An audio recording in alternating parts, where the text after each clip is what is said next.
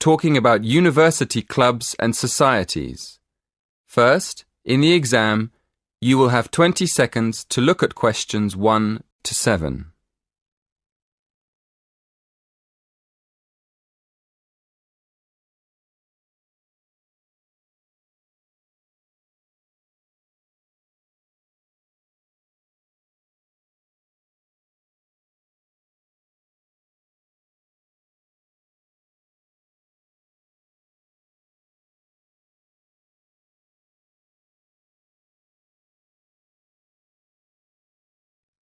Listen carefully and answer questions 1 to 7.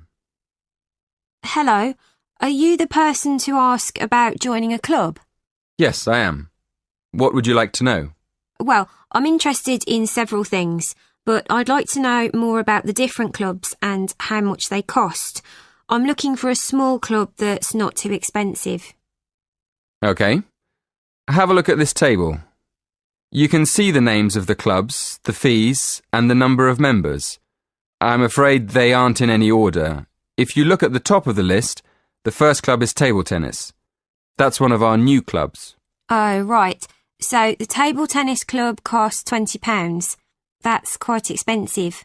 Yes, it is a bit expensive. The cross-country cycling club is cheaper, though. Membership fees are only £15, but on the other hand, it's got 100 members. The film and drama club costs a lot, doesn't it? Yes, £50 is a lot, and that's probably why it only has 12 members. Is there any other club you think looks interesting? Look at the next one, street dance. Have you ever done any street dance? No, I haven't really. It's the cheapest. It only costs £5. OK. Shall we start with your interests? What do you like doing best? Well, I like photography. I've got a professional camera, so I take it quite seriously. But I can't really imagine belonging to a club to take photographs. I usually go on long walks on my own and take photos. So I like photography, but I wouldn't want to join a club to do it. OK. So what else do you like doing? Running? Oh no, not running. I like walking, but I hate running. I'm afraid the running club isn't for me, or the cycling club. And film and drama? No, it's far too expensive. But I do like yoga. I've practiced yoga on and off for years. How many members does the yoga club have? It's always a small group. A lot of people sign up at the beginning of term, but they stop going after a few weeks. So they're left with a few regular members every year. That sounds good. I think I'd like to join the yoga club. And what about the contemporary dance club? Is it expensive? Contemporary dance? No, it's not expensive. £10 for the term. Do you like dance? Well, I've never tried contemporary dance, but I do like jazz and tap dance. How often does the group meet? Before you hear the rest of the conversation, in the exam, you will have 20 seconds to look at questions 8 to 10.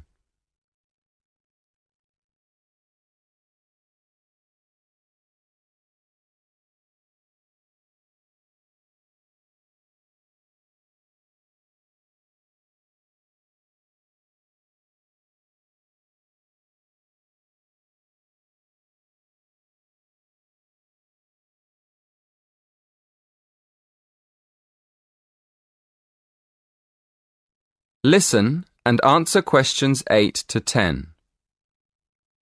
So, can I have your full name, please? Victoria Mandeville. Mandavil? No. Mandeville.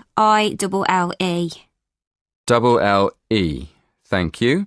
And how old are you? 19. And your address? 57, Berry Gardens, Atherton Park, Manchester, M46. How do you spell Berry? B-E-R-R-Y? No, it's B-U-R-Y. Right, B-U-R-Y. And do you have a contact number? Yes, My mobile is 07942 573 279. 07942 573 279. Yes, that's right. Is that all? One more thing. Do you have an email address?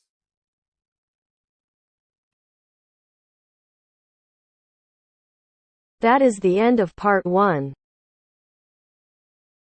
You now have half a minute to check your answers.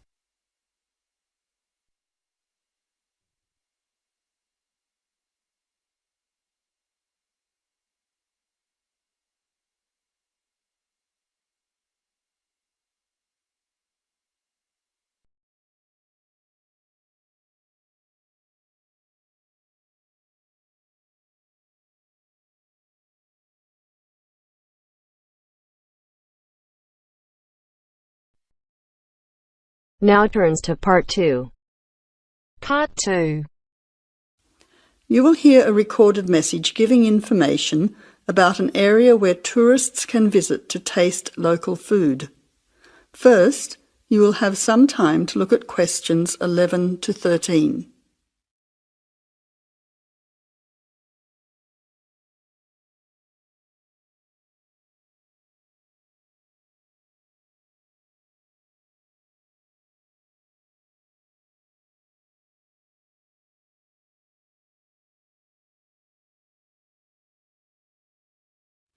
Now listen carefully to the first part of the message and answer questions 11 to 13. Welcome to the tourist information line for the Valley Food Trail.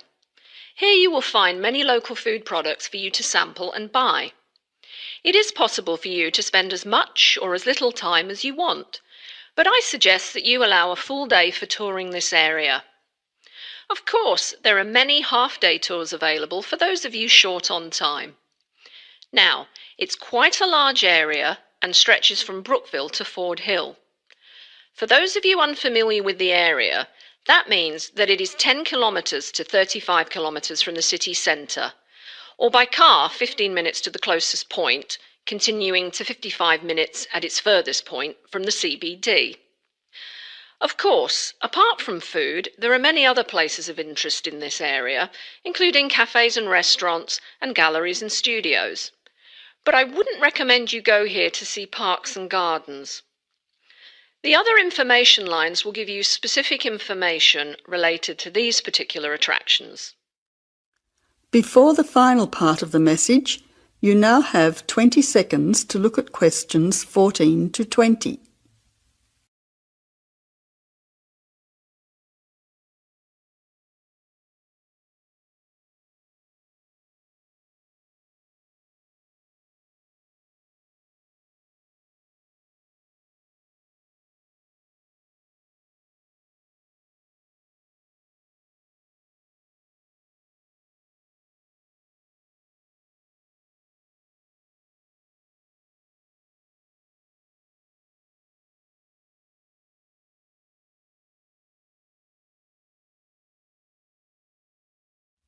Now answer questions 14 to 20.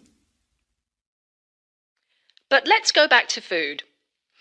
If we begin in Brookville and head north towards Upper Valley in a clockwise direction, passing West Valley on West Road, we cross over Coast Road to come to our first place of interest, Magic Coffee. This is not to be confused with the Coffee House, situated opposite on the other side of the valley on the railway line. Magic Coffee is next to the Chocolate Company, which is on the corner. Just past the ice cream shop on the corner of John Street is the Fresh Produce shop. A little further north we have reached Ford Hill, where we can start our drive southwards along Great Northern Highway following the railway line. First we come to the organic market near the corner of Memorial Avenue, and then to Olive Farm opposite Olive Road. Just before we come to the next street crossing, we see the Honey Pot, which is practically opposite the coffee house. There is another chocolate company which sells nougat as well, just nearby. Following the railway line along Great Northern Highway, we return back to Brookville. Now, as I have said previously, If you only have a few hours to spare, there are several places that you shouldn't miss. The two chocolate places make equally nice chocolate, but the factory has the added bonus of nougat, unlike the company. Of course, everyone loves ice cream, especially unusual flavours such as coffee and nougat, so the ice creamery is definitely worth a visit. And while the coffee house sells expertly made hot drinks, including hot chocolate, I think your time would be better spent sampling the many products on offer at the organic market. Well, I hope you enjoy your time visiting the Valley Food Trail and enjoy all the wonderful local foods on offer.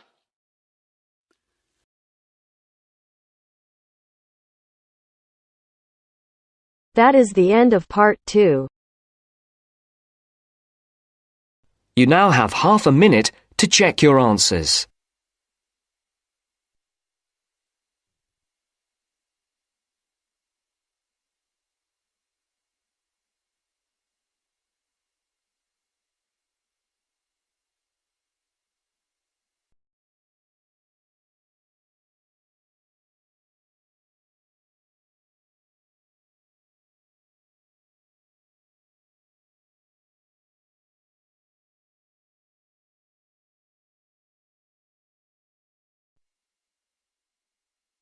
Now turns to part 3.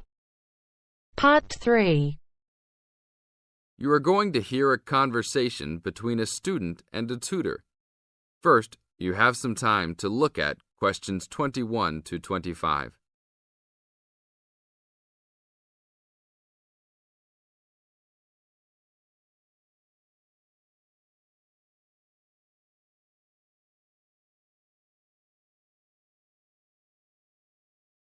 Now listen to the tape and answer questions 21 to 25. Hi, Brad. I was wondering if you have time to answer some of my questions about my upcoming test. Sure, no problem, Jeff. What is it that you're having problems on? Well, it's for my English final. We have to prepare a 5-minute speech to present in front of the whole class, including the professor, so I'm a little bit worried. Is there any specific topic, or can you do it on whatever you want? It has to have something to do with the origins of English literature. I'm thinking of doing it on Shakespeare, but I bet many other students will have the same idea. That's fine. Don't worry if others are doing the same thing. As long as you do a good job, that's all that counts. A good professor will grade all students fairly. You really think so? I suppose Shakespeare is the most famous author, so it should be fine. Besides, Shakespeare has so many works. You only have to choose a couple of them and talk about those. I guess you're right. Do you have any advice about how to prepare a speech? First, you need to select your topic. Have you done this yet? Yes, I have lots of information on Shakespeare. Good. Next, you should do a research on a specific topic. Do you have a deadline for which to turn in your speech topic? The deadline is next Tuesday. So you should have a detailed outline of what you will say by then. Do not just turn in a piece of paper saying Shakespeare on it. That will not give your professor any idea as to what you will be talking about. OK, so you think I should write out an outline of my speech? Of course! Writing your speech out in outline form is essential. No one could give a speech from scratch. Even the president must refer to his outline when giving a speech. An outline will give you a good structure to base your speech on. Now look at questions 26 to 30.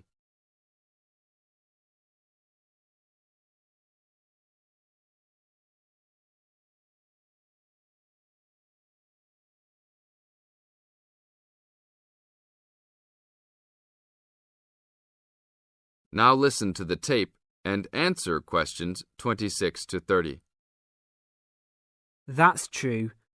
I was thinking that I would do an outline last, after I figured everything out. But I think your idea is better.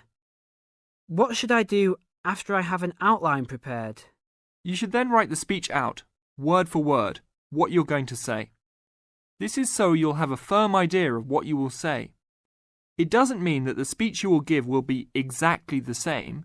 but at least you have a fairly good idea what the final product will be. At this point, I can read it over for you if you want.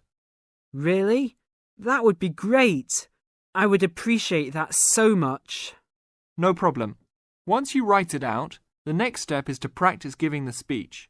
At first, you can do it in front of the mirror, so you can see your expressions in your presentation. After that, you should practice giving your speech to some friends. I can listen to it for you too. That's a great idea. I really owe you a big favour then. Sure, you can do my Latin homework for me. Just kidding.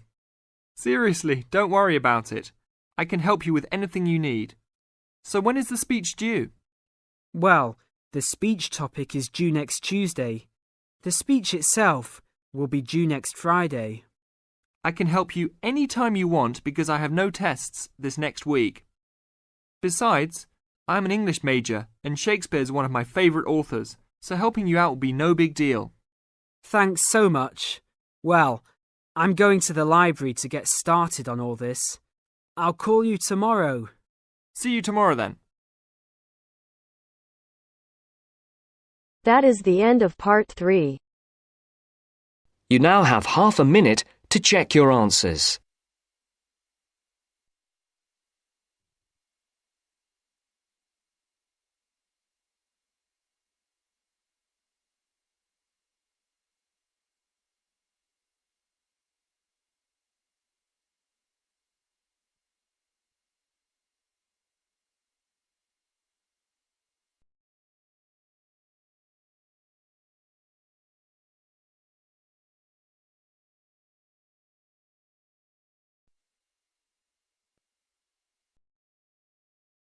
Now turns to part 4.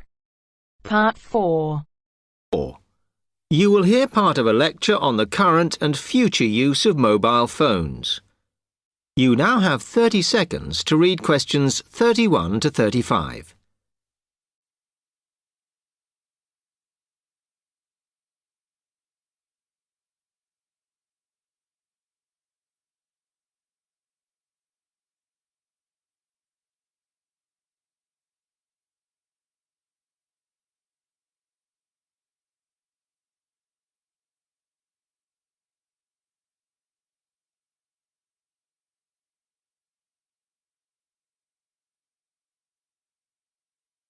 Okay, now today we're looking at changes in communication, and specifically changes that have just happened or are likely to happen in the next few years. Key to this is the mobile phone, which is increasingly being seen as an all-purpose system rather than just a phone.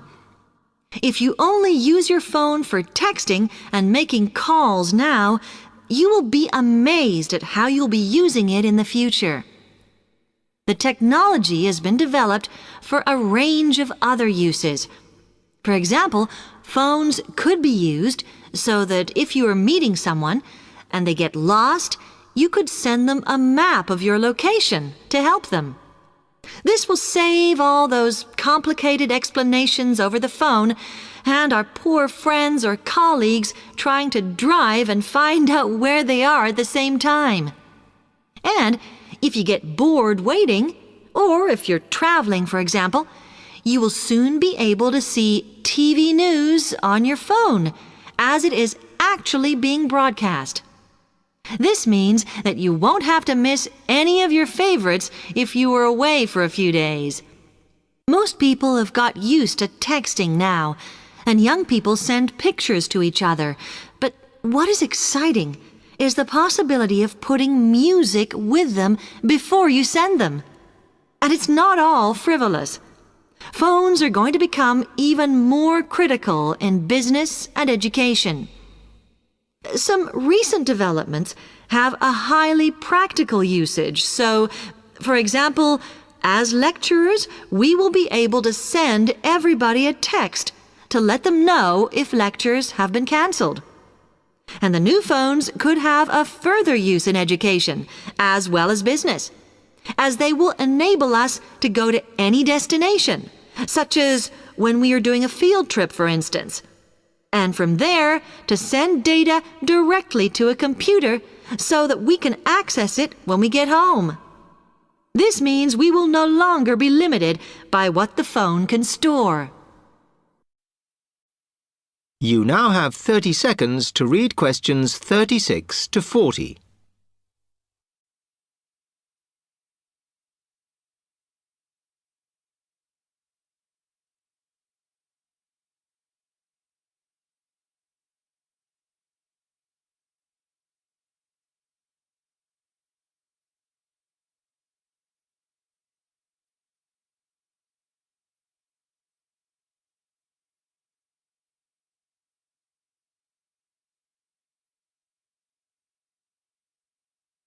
And it's interesting to look at the different ways that men and women use phones now, as that does affect how the technology will develop. Some research has been done on how people use phones, and some of the results are surprising.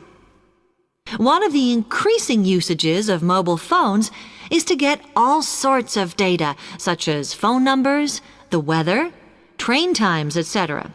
And while there's been an attempt to set up connections with things that women might be interested in accessing, it is overwhelmingly men who do this. But what about the traditional use of a phone? To speak to people? I suppose we would predict that it is mainly women who use phones as a method of contact for friends and family, but, in fact, the genders exploit this facility equally. I've spoken about the increased business usages that phones will offer, and I suppose we would associate this usage with men. The survey picked up, though, that women are often working from home or catching up with work in the evenings, so they use phones in this way as much as men do. Most of us are aware we can store photos on our phones. It's an ideal method of capturing a moment wherever you are. Women tend to be the group that keep photos on their phones, but it seems that men use their phones to actually take pictures much more than women do. And of course, all this knowledge affects the marketing that the companies will do in order to sell the phone.